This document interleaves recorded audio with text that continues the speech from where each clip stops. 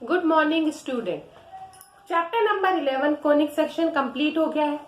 अब जो भी इससे आप ये देखो कि यदि मिसलेनियस में कुछ क्वेश्चन होंगे तो मैं आपको पीडीएफ के थ्रू भेज दूंगी। आज मैं नया चैप्टर स्टार्ट कर रही हूँ। चैप्टर नंबर 12 है इंट्रोडक्शन ऑफ 3D का पार्ट दे रखा हुआ है। ये आपको कॉमर्स में नहीं है, ओनली फॉर साइंस में दे रखा है। जो 3D वाली एक्सिस दे रखी है ना, वो पूरी 10th बेस पर दे रखी है। बट उसमें क्या है कि 2D पढ़ रखा है, तुमने एक्स वाई प्लेन, एक्स और वाई जेड प्लेन पढ़ रखा है। इसमें एक्स वाई जेड तीनों प्लेन पढ़ना पड़ेगा। वही डिस्टेंस फॉर्मूला है, वही सेक्शन फॉर्मूला है, मिड पॉइंट है, उसके बाद सेंट्रॉइड है।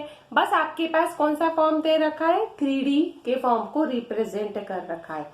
सबसे पहला फॉर्म आप देखो, इसमें coordinate axis and coordinate plane in 3D space. अब 3D स्पेस के पार्ट को रिप्रेजेंट कर रखा है ना, तो ये देखो X O X dash, Y O Y dash, Z O Z dash. तीन फॉर्म दे दिए ना, आप तीनों दे रखे हैं, जिसमें X O X dash, Y O Y dash, Z O Z dash. ये क्या है, B3 mutually perpendicular straight line है जो इंटरसेक्ट करती है O पर।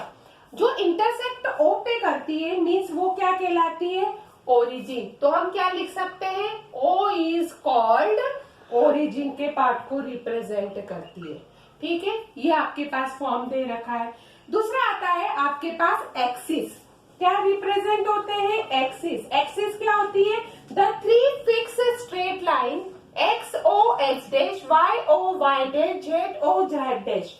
ठीक है, which are positive direction toward X axis. Toward कौन सा होगा, X axis, Y axis and Z axis respective.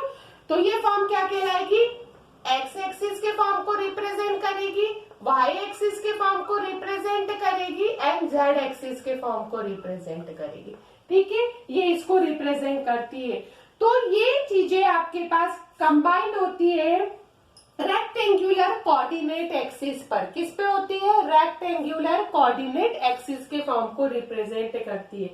सबसे फर्स्ट फॉर्म ये दे रखा है X axis and Y axis. अच्छे से सुन लेना, ये क्या कहलाती है, ये होती है इज कॉल्ड, क्या करेंगे, एक्स वाई प्लेन। किसको रिप्रेजेंट करेगी, एक्स वाई प्लेन को। सेकेंड फॉर्म है Y axis and Z axis is called, किसको रिप्रेजेंट कर रही है, ये वाई जेड प्लेन को रिप्रेजेंट कर रखी है। थर्ड है आपके पास Z axis and X axis is called, किसको रिप्रेजेंट करेगी, जेड एक्स प्लेन को रिप्रेजेंट करेगी। ठीक है, the three plane take together are called the coordinate plane. Coordinate plane क्या रिप्रेजेंट करते हैं, द थ्री प्लेन जो भी आपके पास दे रखे ना, three plane taken together are called the coordinate चीज, कोऑर्डिनेट प्लेन को रिप्रेजेंट करता है। ठीक है, अब इस प्लेन को क्या होता है, कितने पार्ट में रिप्रेजेंट करते हैं, ये हो गया आपका 8 पार्ट को रिप्रेजेंट करता है। कितने पार्ट को रिप्रेजेंट करता है, 8 पार्ट को। ठीक है, 8 पार्ट्स को रिप्रेजेंट करता है, तो इसका नाम हो गया ये ऑक्टेन्स के पार्ट को रिप्रेजेंट करेगा। ठीक है, अब कौन कौन से 8 पार्ट होते हैं वो भी आप अच्छे से देख लीजिए। सबसे फर्स्ट पार्ट होता है O X Y Z. Second इसी के बेस पे बन रखा है, ध्यान रखना। सेकेंड होगा O X dash Y Z. ठीक, थर्ड पार्ट रिप्रेजेंट होगा O X Y dash Z, फिर है O X Y Z dash. Fifth part है O X Y dash Z Z. फिर 6 वाला पार्ट है O X dash Y Z dash. 7 part दे रखा है कि O X dash Y Z Z, और 8th पार्ट दे रखा है O X dash Y dash और जेड डैश। ये 8 पार्ट को रिप्रेजेंट करता है। ये चीज आप अच्छे से इसमें ध्यान रख सकते हैं। ठीक है, ये आपके पास इसमें मेन इंपॉर्टेंट चीज थी, अच्छे से सुन लीजिए। सबसे फर्स्ट फॉर्म दे रखा है कि ओरिजिन। ओरिजिन क्या होता है, X O X dash, Y O Y dash, Z O Z dash. Three mutually perpendicular straight line है जो इंटरसेक्ट हो रही है ओ पॉइंट पर, तो वो O इज कॉल्ड ओरिजिन होता है। एक्सिस का मीन होता है the three fix straight line X O X dash, Y O Y dash, Z O Z dash, ठीक, with positive direction toward X axis, Y axis and Z axis को represent करती है। फिर x axis हो गया, Y और Z axis को represent करती है। X axis and Y axis हो तो वो एक्स वाई प्लेन होता है, वाई और जेड हो तो वाई जेड, जेड और एक्स हो तो जेड एक्स प्लेन के फॉर्म को रिप्रेजेंट करती है। ये एक्चुअल में 8 पार्ट में डिफाइंड होती है, तो 8 पार्ट मैंने पूरे यहाँ पर क्या कर दिए हैं, रिप्रेजेंट कर दिए हैं। ये चीज आपको अच्छे से याद रखनी है। यदि एक्स वाई प्लेन पर दे रखी है, किस पे दे रखी है, एक्स वाई प्लेन पर है तो जेड की वैल्यू 0 होगी, और जेड वाई प्लेन पर हो तो x equal to 0, Z X plane पर हो तो y की वैल्यू क्या रिप्रेजेंट होगी, 0 के पार्ट को रिप्रेजेंट करेगी। ये चीज आपको इसमें ध्यान रखना है, ये कंडीशन आपको पता होनी चाहिए, ठीक है। अब अगले का फॉर्म मैं आपको बता देती हूँ, प्रोजेक्शन। प्रोजेक्शन वैसे देखा जाए तो ये वेक्टर में भी आता है। आप लोग फिजिक्स पढ़ रखे, फिजिक्स पढ़ भी रहे हैं, अभी तो कुछ टाइम में आएगा प्रोजेक्शन आता होगा। तो प्रोजेक्शन का फॉर्म क्या होता है, फिजिक्स के पार्ट को रिप्रेजेंट करता है। फिजिक्स में आप वेक्टर पढ़ेंगे तो वेक्टर टॉपिक अच्छे से पढ़ना, क्योंकि 12th में वही टॉपिक क्या रिप्रेजेंट होता है, मैथ्स में वही चैप्टर आता है, एज इट इज वैसा की वैसा ही फॉर्म आता है। अब सबसे फर्स्ट फॉर्म में इसमें बताती हूँ आपको प्रोजेक्शन। प्रोजेक्शन क्या होता है, प्रोजेक्शन ऑफ अ लाइन, पहला पॉइंट इसमें देखो क्या है, projection of a point on a line, ठीक है। ये वाला फॉर्म दे रखा हुआ है, ये हो गया आपका डायग्राम, इसका रिप्रेजेंट कर रखा है। ये हो गया P, इसको P डैश कुछ भी मान लो, ये L के पार्ट को रिप्रेजेंट कर रखा है। द प्रोजेक्शन ऑफ, सुन लेना अच्छे से, the projection of point P on line L is a P dash where P dash is the foot of perpendicular from P on the line L, ठीक है। ये लाइन L पर होता है। यदि यही प्रोजेक्शन आपके पास प्लेन पर दे रखा है तो ये तो हो गया प्लेन, प्लेन का मीन होता है समतल, जैसे ब्लैक बोर्ड का ये पोर्शन है तो ये वॉल हो गई है, जो कुछ भी चीज नहीं रहती उसमें, तो ये फॉर्म रिप्रेजेंट होता है, प्लेन के पार्ट को रिप्रेजेंट करता है। ये P डैश P और ये X है। If X be the any plane and P, कौन सा, ये वाला, P be the given point not on the plane on the X, तो P dash be the foot of the perpendicular, ये वाला फॉर्म रिप्रेजेंट होता है। अब मेन इसमें होता है प्रोजेक्शन। प्रोजेक्शन का मीन क्या होता है, जैसे आपके पास एक सेगमेंट दे रखी है, प्रोजेक्शन के फॉर्म का क्या दे रखा है, एक सेगमेंट का वैल्यू दे रखी है आपके पास, तो वो क्या रिप्रेजेंट होती है। प्रोजेक्शन का मतलब होता है, जैसे सिंपल आपने एक डायग्राम ड्रॉ कर दिया है, ये हो गया है और ये वैल्यू रिप्रेजेंट कर रखी है, ठीक है। इसका A डैश हो गया, ये B डैश हो गया, ये B हो गया और ये A को रिप्रेजेंट कर रखा है, ठीक। सपोज आपके पास एक A पॉइंट दे दिया है x1, y1, z1 और ये x2, y2 और z2 का पार्ट दे दिया है। B2 points in the space or A dash and B dash of the foot of the perpendicular from the A and B, ठीक है। तो प्रोजेक्शन ऑफ ए बी क्या बोल रखा है, projection of A B equal to होता है A dash B dash equal to O B dash minus O A dash होता है। अब O क्या है, तो यहाँ पर एक पॉइंट ले लिया मैंने जहां पर दोनों लाइनें मिलती है, ज्वाइंट होती है, तो ये वाला फॉर्म होता है O। तो प्रोजेक्शन का मीन होता है, इसी टाइप से आप देखा जाए तो x2 माइनस x1 प्रोजेक्शन होगा x एक्सिस के लिए, y के लिए y2 माइनस y1 हो जाएगा और z के लिए z2 माइनस z1 के पार्ट को रिप्रेजेंट करेगा। ये चीज आपको अच्छे से इसमें याद रखनी है, ठीक है। अब अगला फॉर्म आपके पास जो दे रखा रहता है वो रिप्रेजेंट होता है डिस्टेंस फॉर्मूला।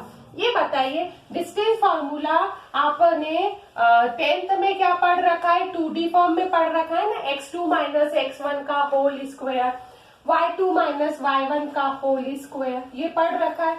अब यहाँ पे आपके पास जो डिस्टेंस फॉर्मूले में होंगे वो 3 कोऑर्डिनेट्स होंगे। 3 कोऑर्डिनेट्स कौन कौन से होंगे, एक्स वाई और जेड के फॉर्म को रिप्रेजेंट करेंगे। किस किस को रिप्रेजेंट करेंगे? एक्स वाई और जेड के फॉर्म को रिप्रेजेंट करेंगे। तो सबसे फर्स्ट हम इसमें बता देते हैं कि डिस्टेंस फॉर्म क्या होता है। तो ये लिखो, डिस्टेंस बिटवीन कौन से है? 2 पॉइंट्स। ठीक, अब सबसे फर्स्ट डिस्टेंस बिटवीन में एक पॉइंट ले लिया x1 y1 z1।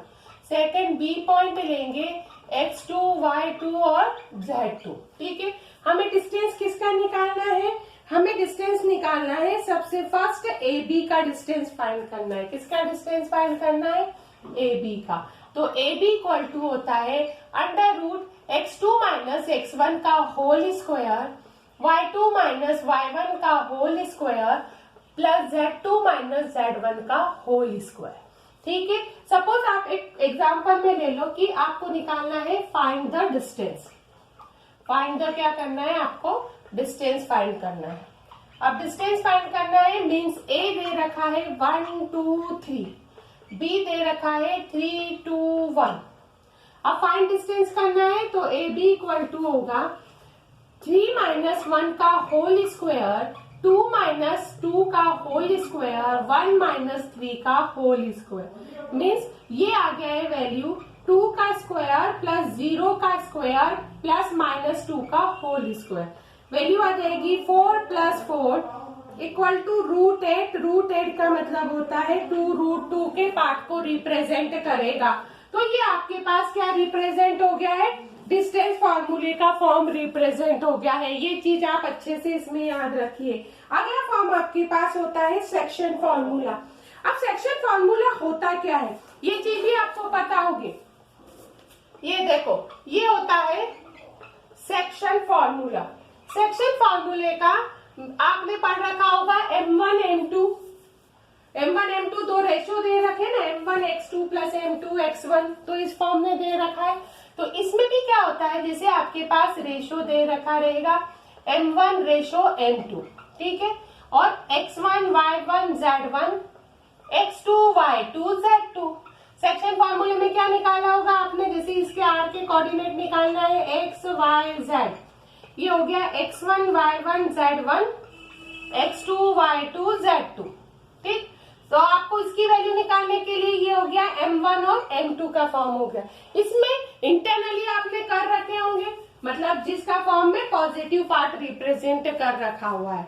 तो इस वैल्यू को देखो, इसके कोऑर्डिनेट निकालने के लिए x equal to m1 x2 plus m2 x1 upon m1 plus m2, y equal to m1 y2 plus m2 y1 upon m1 plus m2, और z कोऑर्डिनेट में आ जाएगा m1 z2 plus m2 z1 upon m1 plus m2 की category दे रखी हुई है।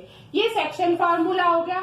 ये internally होता है। इंटरनली में क्या होता है? पॉजिटिव फॉर्म रिप्रेजेंट करता है। ठीक है, अब जैसे एक्सटर्नली आ गया, मतलब बाहर की साइड में कोई वैल्यू रिप्रेजेंट करनी है तो उसमें कौन सा साइन यूज होता है?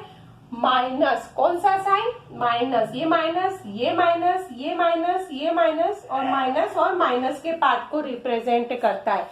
मतलब एक्सटर्नली और इंटरनली में दोनों के बीच का डिफरेंस क्या होता है कि इंटरनली पॉजिटिव को रिप्रेजेंट करता है और एक्सटर्नली क्या करता है? नेगेटिव पार्ट को रिप्रेजेंट करता है।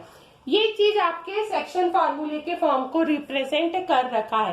अब इसी में आगे आपने पढ़ रखा है मिड पॉइंट। मिड पॉइंट पढ़ रखा है ना कि जिसके रेशो इक्वल होते हैं, m1 इक्वल टू m2 के पार्ट को रिप्रेजेंट करता है। तो यहाँ पर भी आप क्या करोगे? मिड पॉइंट के फॉर्म को रिप्रेजेंट करोगे। तो मिड पॉइंट का फॉर्मूला आपने पढ़ रखा था x1 प्लस x2 बाय 2, ठीक है, y1 प्लस y2 बाय 2। तो अब आपको यहाँ पर मिड पॉइंट के फॉर्मूले में 3 आ जाएगा, x1 plus x2 by 2, y1 plus y2 by 2, z1 plus z2 by 2। Value आ गई ना। इसमें वैल्यू का फॉर्म क्या आ गया? तीनों एक्सिस के पार्ट को रिप्रेजेंट कर रखा है। तीनों सेक्शन यहाँ पर रिप्रेजेंट होते हैं। बस कैटेगरी का फॉर्म क्या होता है, ये ही रिप्रेजेंट किया जा सकता है। उसके बाद आपने इसमें क्या पढ़ रखा होगा? सेंट्रॉइड। सेंट्रॉइड मीन्स क्या रिप्रेजेंट होता है, तो ये भी आप देख लीजिए। ये लास्ट टॉपिक आपके पास यहाँ दे रखा हुआ है। फिर जो इसके क्वेश्चन होंगे वो तो मैं आपको नेक्स्ट वीडियो में ही बताऊंगी। ये चीज आपको अच्छे से याद रखनी है। तो सबसे फर्स्ट मैं इसमें बता देती हूँ सबसे कि सेंट्रॉइड का फॉर्म क्या होता है। जैसे ये डायग्राम रिप्रेजेंट कर रखा है, ABC का फॉर्म है, ये आ गया। यहाँ से हमने पूरी इस टाइप से ड्रॉ कर दी, ये तो हो गया सेंट्रॉइड। रेशो कितना होता है, 2:1 हो गया है। ये E हो गया है और ये F हो गया है। सेंट्रॉइड का फॉर्मूला कितना होता है, x1 + x2 + x3/3, ठीक, y1 + y2 + y3/3 और z1 + z2 + z3/3। ये होता है सेंट्रॉइड के फॉर्म को रिप्रेजेंट करता है। ये चीज आपको अच्छे से इसमें क्या करना है, याद रखना है। तो मैंने इसमें आज क्या क्या बताया आपको, 3D एक्सिस के फॉर्म में प्लेन बता दिया है, एक्सिस बता दिए, ओरिजिन का फॉर्म बता दिया है, डिस्टेंस फार्मूला बता दिया है, सेक्शन फार्मूला बता दिया है, मिड पॉइंट और सेंट्रॉइड। अब जो इसके आगे के फॉर्म होंगे वो मैं आपको नेक्स्ट वीडियो में बताऊंगी।